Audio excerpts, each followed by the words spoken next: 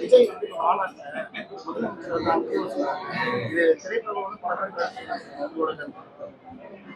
நான் அரசியல்லாம் எனக்கு வந்து எனக்கு எனக்கு சம்மந்தம் கிடையாது, எனக்கு அனுபவமும் கிடையாது.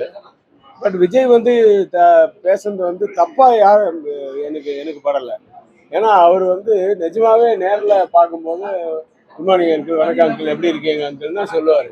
அதை வந்து இன்னைக்கு பப்ளிக்ல சொல்லியிருக்காரு. அப்படிதான் நான் பார்க்குறேன். அதுக்கு வேற மீனிங் எடுத்துக்கிட்டு வேற மாதிரி ஒரு குரூப் வந்து பேசிட்டு இருக்காங்க. அது வந்து அவங்களுக்கெல்லாம் நான் சொல்றேன், அதை விடுங்க. மற்றபடி நாட்டுக்கு என்ன நல்லதோ அதை எப்படி பண்ணணுமோ அதை பண்ணா ஓகே. அது யாரா இருந்தாலும் சரி இல்லையா. எனக்கு வந்து அவர் வந்து நானே வந்து அதே ரெட் ஜெயண்ட்டுக்கு வந்து 2 படம் பண்ணியிருக்கேன். ஆதவன் பண்ணியிருக்கேன், இது மன்மத நம்ம பண்ணியிருக்கேன்.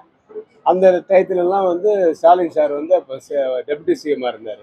அவர் வந்து படம் பார்ப்பாரு. நான் நிறைய தடவை மீட் பண்ணியிருக்கேன், அவங்க வீட்டுக்கு நிறைய தடவை போயிருக்கேன். நானே வணக்கம் அங்கிள் தான் சொல்லுவேன், ஆண்டி எப்படி இருக்கீங்கன்னு தான் சொல்லுவாங்க அவங்க.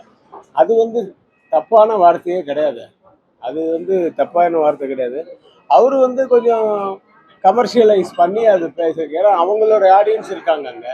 ஃபுல்லாக ஜனங்க பூரா அவருடைய ஆடியன்ஸ், அவருடைய கூட்டம். அந்த கூட்டத்தை ஜாலி பண்ணுறதுக்காக அப்படி பேசியிருக்கலாம். அப்படி பேசுனதா தான் நான் நினைக்கிறேன். அவர் வந்து தப்பாக ஒருத்தருக்கு குறை சொல்லணும்னு, அது குறை சொல்கிற வார்த்தையே கிடையாது. இப்போ நான் இவர் அங்கிள் தான் கூப்பிடுவேன், பாபு அங்கிள் அப்படி தான் கூப்பிடுவேன். அது என்ன தப்பு இருக்கு? அதில் ஒன்றும் தப்பு கிடையாது. தமிழில் மாமான்னு கூப்பிட்டா வேணா ஒரு தப்பாயிடும், அப்படி அவர் கூப்பிடலையே.